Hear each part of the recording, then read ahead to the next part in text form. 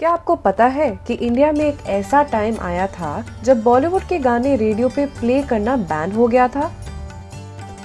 अपने पेरेंट्स या grand parents से पूछिए जरा अगर उन्होंने बिनाका गीतमाला शो के बारे में सुना है तो।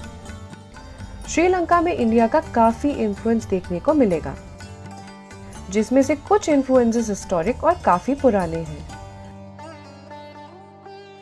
Hello everyone, it's me Apoorva और आज के इस श्रीलंका व्लॉग में मैं आपको कोलंबो में दो ऐसी जगह लेके जाने वाली हूँ जिनका डायरेक्ट कनेक्शन इंडिया से है।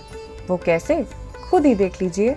जब भी इंडियंस घर के बाहर जाते हैं, यानी कि अपने देश से बाहर जाते हैं, उनका एक ही सवाल होता है। एक्चुअली बहुत लोगों का होता है, हर किसी का नहीं होता, बट बहुत लोगों का होता है, क्या वहाँ पर इंडियन खाना मिलेगा कि नहीं। मैं हूँ फिलहाल श्रीलंका में और ये जो आपका क्वेश्चन है ना, इसका आंसर मैं अभी आपको देने वाली हूँ थोड़ी देर में। मेरे पीछे है द मैंगो ट्री, जो कि यहाँ पे कोलंबो इन श्रीलंका में बहुत ही फेमस इंडियन रेस्टोरेंट है।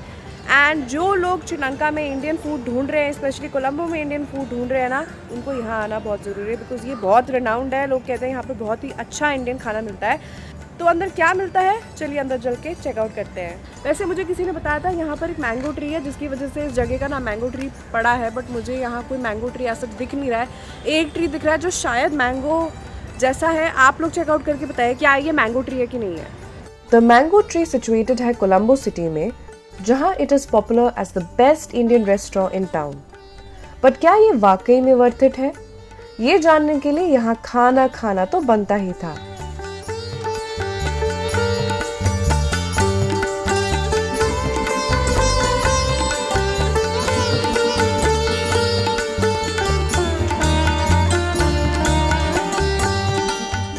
They have multiple seating rooms, जिनमें से कुछ स्पेशली फॉर फैमिली डाइनिंग है। हमने विजिट किया था on Saturday afternoon and it was packed with foodies.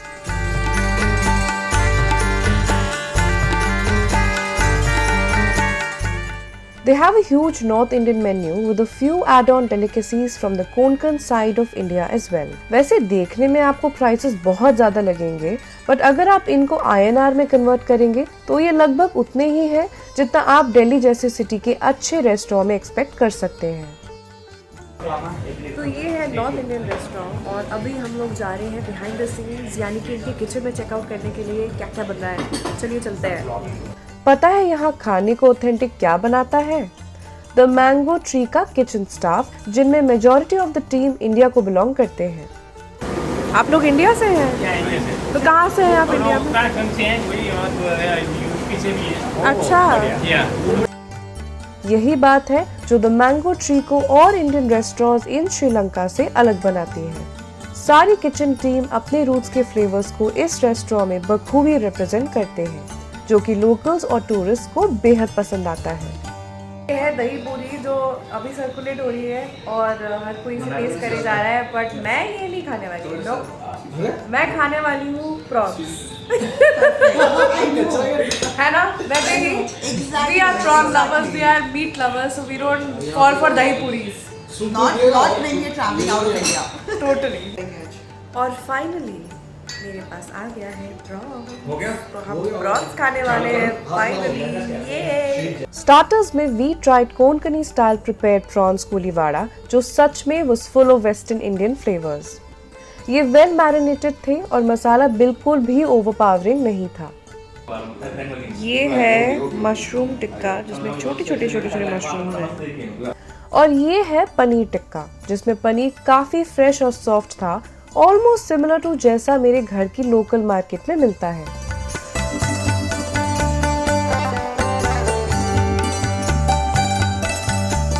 अगर बात करें मेन कोर्स की, तो हमने अ mix of vegetarian and non vegetarian order किया था। वेजिटेरियन कंसिस्टेड ऑफ दाल तड़का और कढ़ाई पनीर। नॉन वेजिटेरियन में वी हैड प्रॉन्स, ज़ुंगटियाची करी, butter chicken and egg curry. सारी करीज आउटस्टैंडिंग थी in their flavours and preparation बिल्कुल अपने देसी स्टाइल में थी।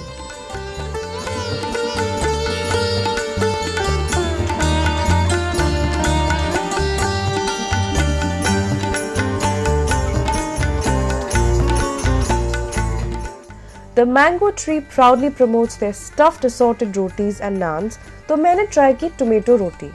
अगर आप गर्मा गर्म ये रोटी विद ग्रेवी खाएंगे तो मज़ा ही आ जाएगा। द चेरी ऑन टॉप, ये 3 डिजर्ट्स जिन्होंने तो लिटरली घर की याद दिला दी थी। अब थे ही बिल्कुल घर जैसे बने कि एक पल तो ऐसा लगने लगा जैसे मैं श्रीलंका में नहीं बल्कि वापस घर दिल्ली में हूँ। इंडियन खाना मैंने वहाँ खाया है थाईलैंड में और वहाँ पर अच्छा था, बट घर जैसी बात नहीं आई। यहाँ पर श्रीलंका में जो मैं खाना खा रही हूँ एट द मैंगो ट्री, वो खाना खा के मुझे लिटरली ऐसा लग रहा है मैं दिल्ली की किसी रेस्टोरेंट में बैठी हूँ। ये प्राइमरीली नॉर्थ इंडियन क्विजीन है यहाँ पर जो ये इनके मेन्यू में है, एंड एग्जैक्टली वही फ्लेवर्स है जो हमें दिल्ली में, मतलब मेरे को दिल्ली में खाने को मिलेंगे। तो अगर आप कोलंबो आए और आपको देसी खाने का मन करे, स्पेशली नॉर्थ इंडियन फूड, यहाँ पर ज़रूर आइएगा क्योंकि यू गोना लव इट। मैं ये कहूँगी कि द मैंगो ट्री वाकई में एक 100% ऑथेंटिक रेस्टोरेंट है इन Colombo, which I will definitely recommend everyone to dine at least once. और आप भी जब यहाँ डाइन इन करेंगे ना, तो you will also agree with me कि यहाँ का खाना बिल्कुल देसी स्टाइल प्रिपेयर किया गया है। Will I revisit the mango tree for another Indian meal when in Colombo, Sri Lanka? Definitely yes. अब इंडियन खाना तो खा लिया, चलिए कुछ इंडियन गाने भी सुन लेते हैं।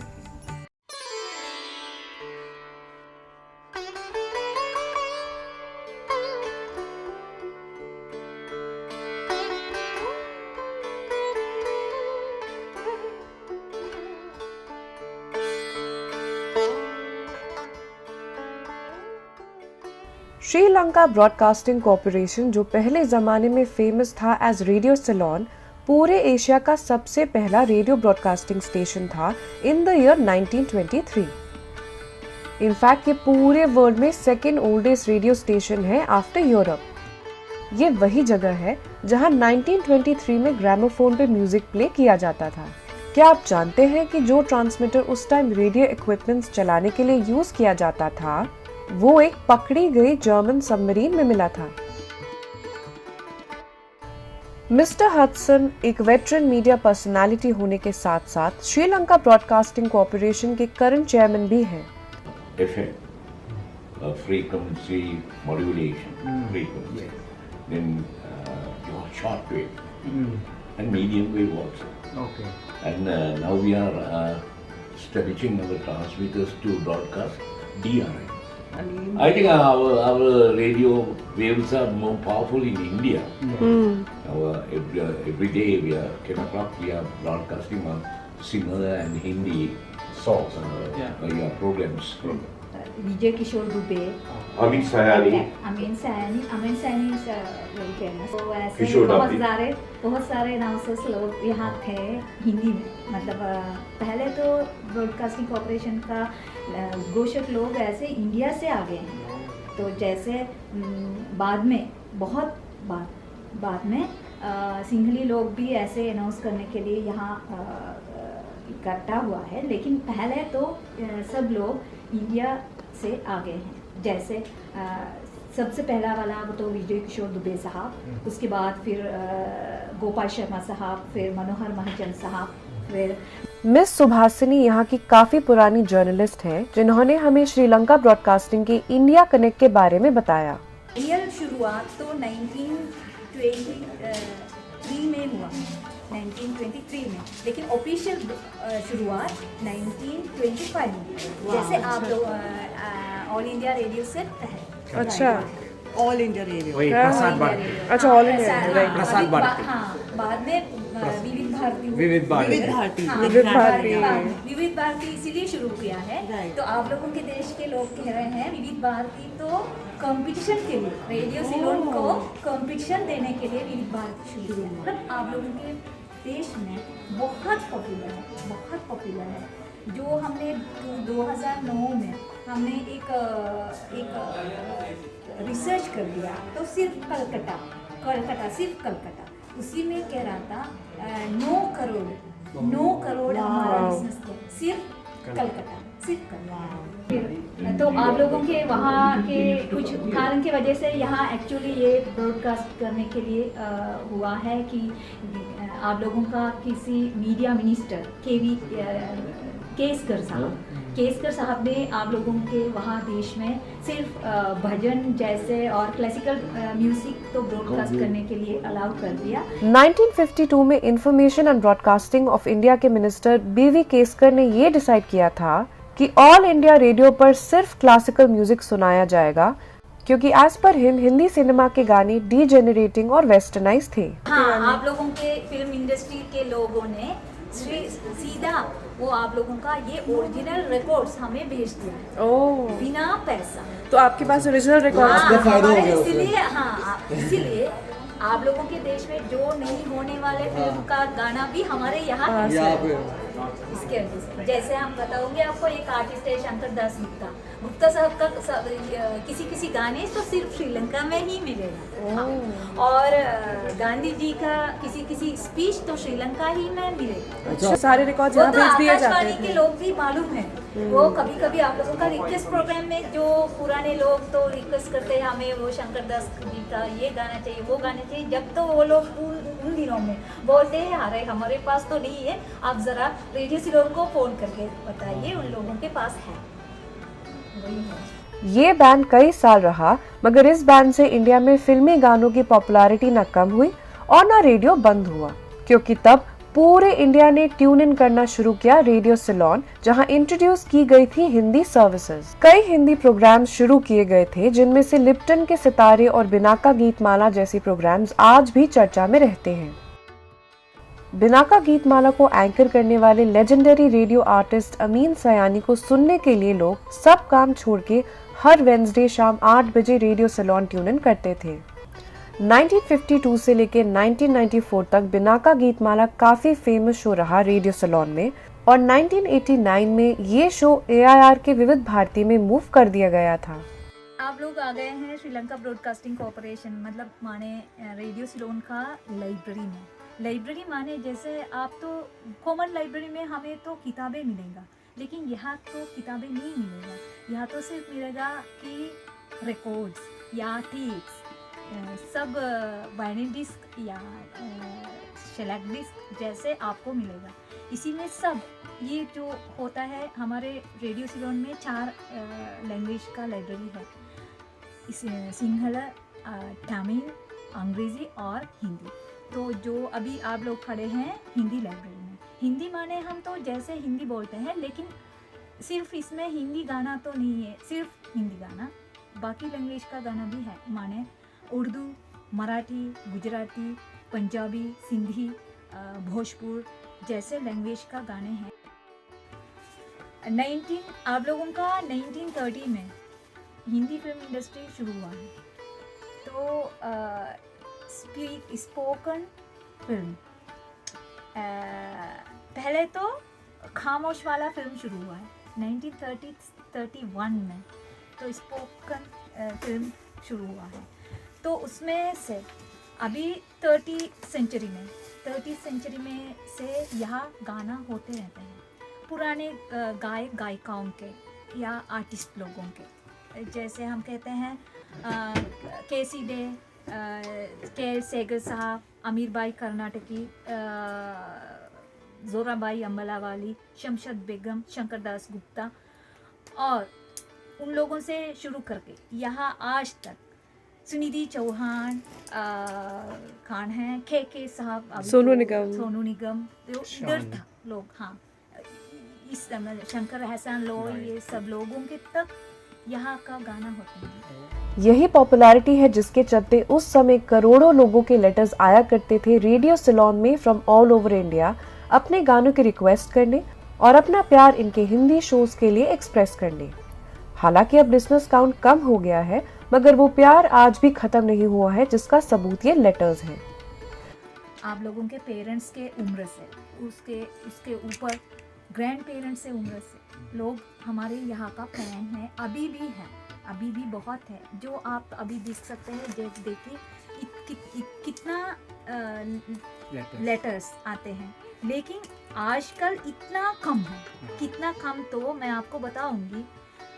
एक हफ्ते में जो आने वाले लेटर्स यहाँ को कम से कम खोलने के लिए भी टाइम नहीं, इतना आते हैं। इतना आते हैं।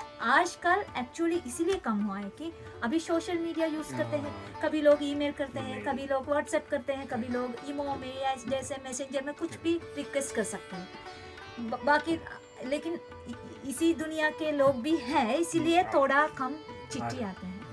और मैं आ गई हूँ रेडियो सलोन के ख़जाने के अंदर। इसको ख़जाना इसीलिए बोलते हैं बिकॉज़ यहाँ मेरे पीछे पता नहीं कितने हज़ारों रिकॉर्ड्स हैं, विनिल रिकॉर्ड्स हैं बेसिकली, जिनमें काफ़ी सारे हिंदी गानों के भी विनिल रिकॉर्ड्स हैं। और इन्होंने ये हमें बताया है कि यहाँ पर ऐसे ऐसे विनिल रिकॉर्ड्स भी हैं जो इंडिया में नहीं अवेलेबल हैं।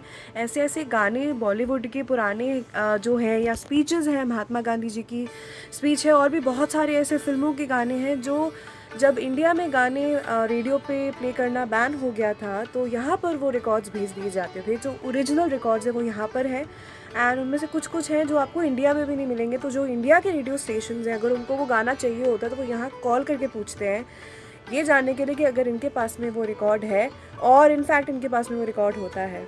तो अगर आप श्रीलंका में कोलंबो में आ रहे हैं, यहाँ पर ज़रूर आइएगा।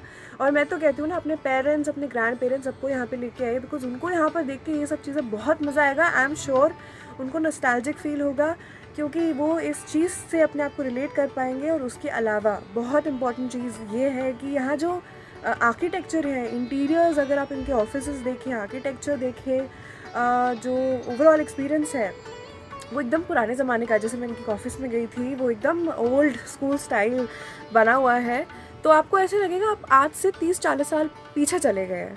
तो आई एम श्योर मेरे पेरेंट्स तो बहुत ज़्यादा इसको रिलेट कर पाएंगे, बट मुझे भी यहाँ पे बहुत मज़ा आ रहा है एंड इतने सारे विनियल रिकॉर्ड्स देख के। मेरे इस विजिट का हाईलाइट पता है क्या था? ये 28 minutes past 11, you're tuned to Radio Sri Lanka, and at the moment I am being joined by the media delegation right now to share some things with you. So what language, hi Apurva, what language are you most comfortable with? I'm most comfortable in Hindi. Great. And I just want to say that when I was coming here in Sri Lanka, my parents said that, you know, when you go there, you have to go to Radio Salon because we feel so nostalgic. They've grown up listening to Radio Salon. जब वो छोटे थे तब से सुनते आ रहे हैं अपने पेरेंट्स के साथ में, एंड वो उनके लिए एक एंटरटेनमेंट का टाइम होता था. It used to be a time for them to entertain themselves, listening to music. Mohammad Rafi हो गए या कोई भी और बॉलीवुड सॉन्ग्स पुराने जो भी वो सुनते थे, तो वो उससे जुड़े हुए हैं, वो बहुत नॉस्टैल्जिक फील करते हैं. और उन्होंने बोला जब भी आप यहाँ आओगे, श्रीलंका जाओगे, कोलंबो जाओगे, तो प्लीज़ रेडियो सलोन जाना ज़रूर, और हमारे लिए खूब सारी मेमोरीज घर वापस लेके आना.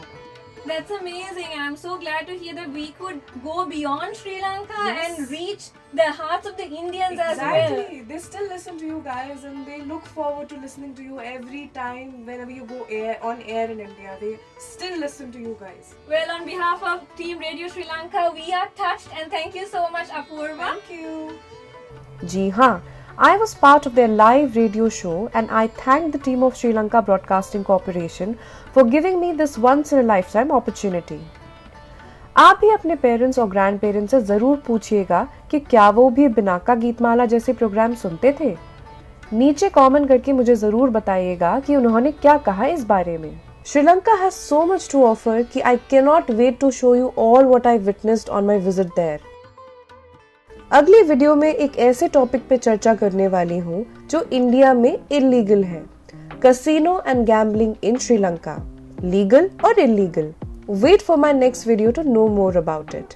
और कोलंबो में मुझे मौका मिला एक ऐसी बुटीक होटल में हाई टी करने का जहाँ now King Charles III and Camilla the queen consort रहे थे इन द ईयर 2013. इस जगह की हिस्ट्री और एक ट्रेजेडी वर्ल्ड रिनाउंड है, जिसके बारे में मैं बात करूंगी आने वाले व्लॉग में.